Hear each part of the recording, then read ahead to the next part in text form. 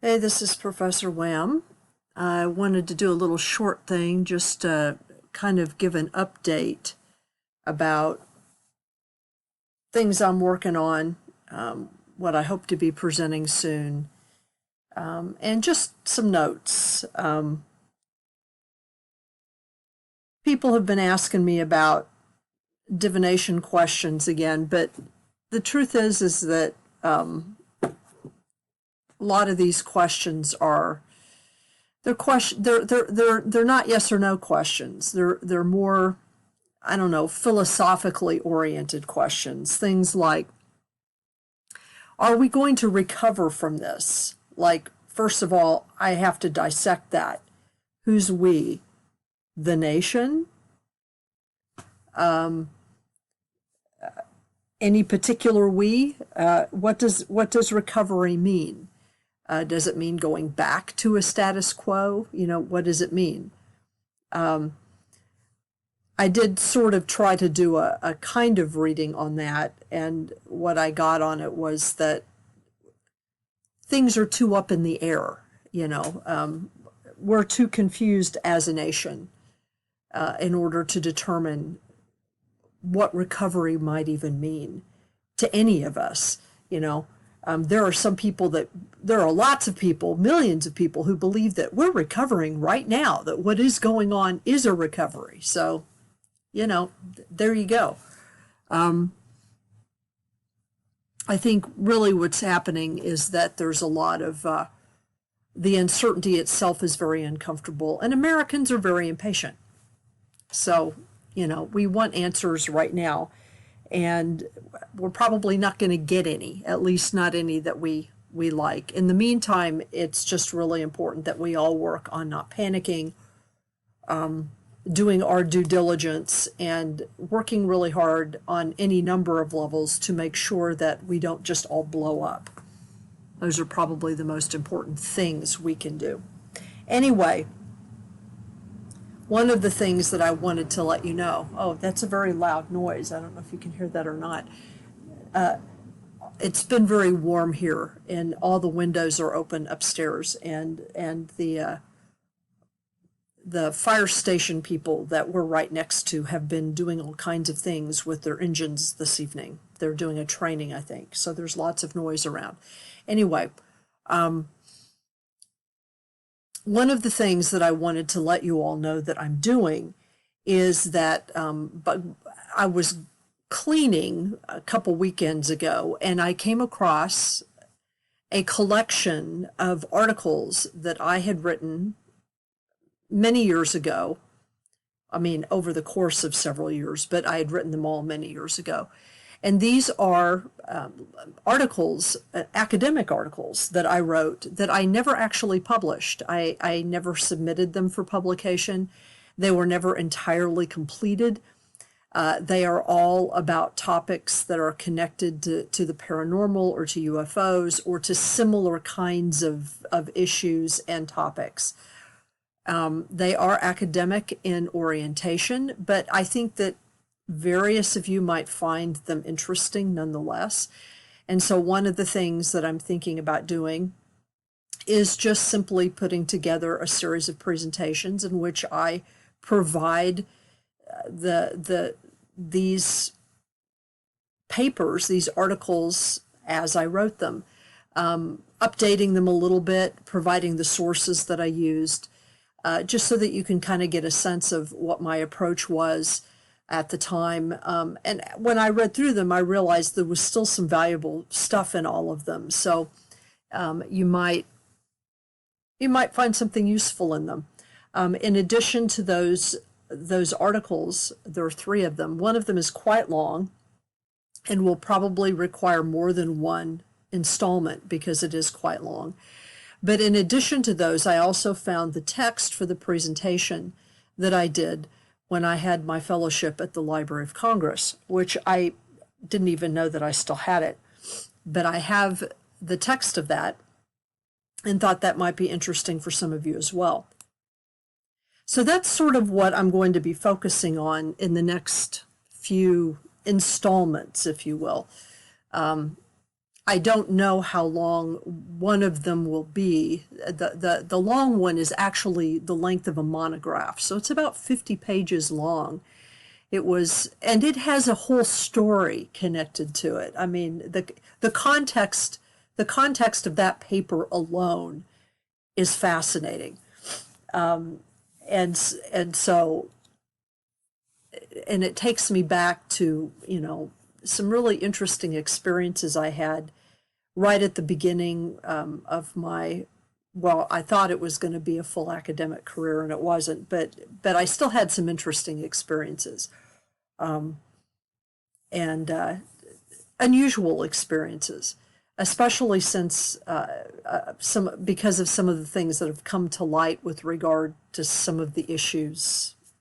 Anyway, so that's what I'm planning on doing. I realized that just because of the way the world is right now, there might not be any other opportunity for me to actually put these articles out, provide this information. I mean, provide this information for, you know, people who might find it useful, in a format that people might find useful, because people don't read academic papers anymore unless you're an academic. People just don't do it, you know. So academics are just kind of writing papers to themselves and to each other. That doesn't mean that some of those papers aren't great. I do think that the papers are interesting. I think that they have some valuable information in them. One of them is about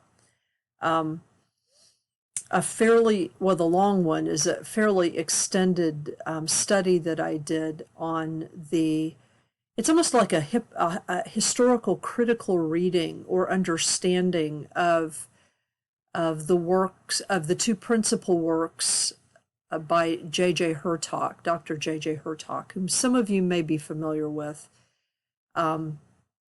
Certainly Jacques Vallée would know who J.J. Hurtak is, or is, he's still alive, because he is a character, a very important character that shows up in Vallée's Messengers of Deception and is interviewed by Vallée at length.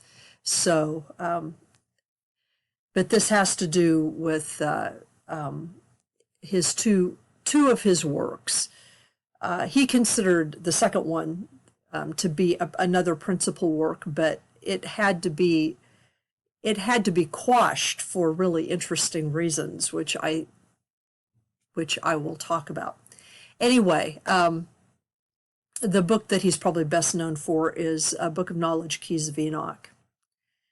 And so that's what the monograph is about, and the context. Another of the papers is about the sort of existential utility, if you will, of pain in alien abduction narratives, and sometimes paranormal narratives generally. The idea of pain as sort of an index of truth, and I pull on Foucault for that. His Birth of a Clinic, not his Discipline and Punish, but his Birth of the Clinic, which is an equally disturbing text for those of you who are Foucault fans. Another, the other main paper, what is it? Oh, it's about, what is it about? It's about photography.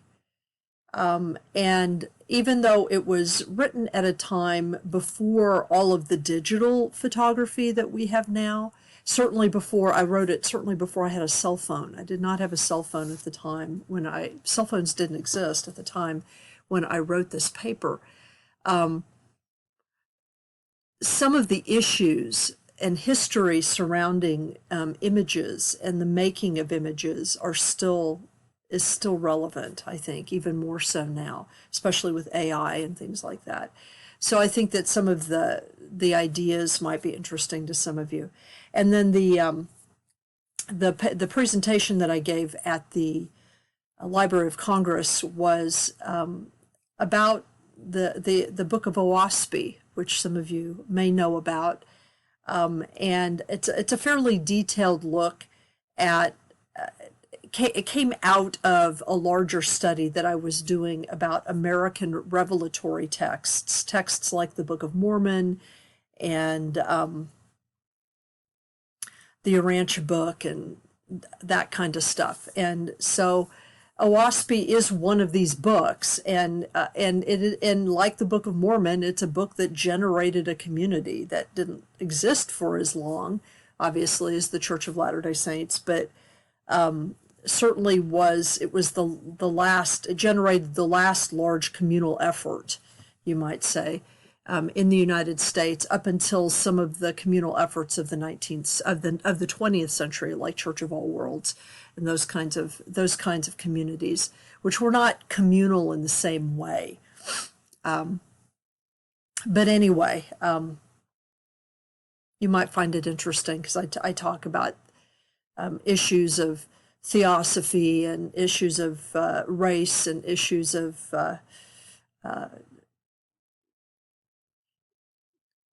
I don't know, issues of class, I think, and how, you do get a sense of how I sort of prefigured these texts as being attempts to deal with some of the tensions in American society that are still very much with us. And certainly there are a lot of prescient points in the presentation that it's not even that I made the prescient points, it's that these texts like Oahspe made these prescient points. But anyway, the last thing that I wanted to just point out is, if you haven't seen it already, there is a series on Netflix that is called Encounters. And I know that some of you know about this because of some of the other groups that you're in, like David Metcalf and Greg Bishop actually were consultants on this series. But the reason I'm bringing it up is that the third episode of this series, it's on Netflix, it's called Encounters, is an extended examination of a lot of the experiences that are outlined in the book, the Dovid Enigma, which I did a video on. And I really deeply appreciated that episode, because you got to actually see the places and they interviewed some of the people, either in person if they're still alive, or through videos and film, because many of these people ended up, on the BBC, ended up on television in the UK. And so you get to actually see reenactments of some of the very things that I talked about that are in that book, the Dovid Enigma. So I loved it. I like watched the episode 3 times because I thought it was great. And actually all of the episodes are very good. The 4th episode is about some of the really interesting paranormal experiences that people reported following the Fukushima disaster. If you remember the earthquake and then the tsunami and then the nuclear power plant meltdown. And what was interesting to me in listening to these stories is that they remind me a lot of some accounts of some experiences that people reported in the aftermath of the Hiroshima and Nagasaki explosions, people who survived those, and some of the really interesting things that they reported.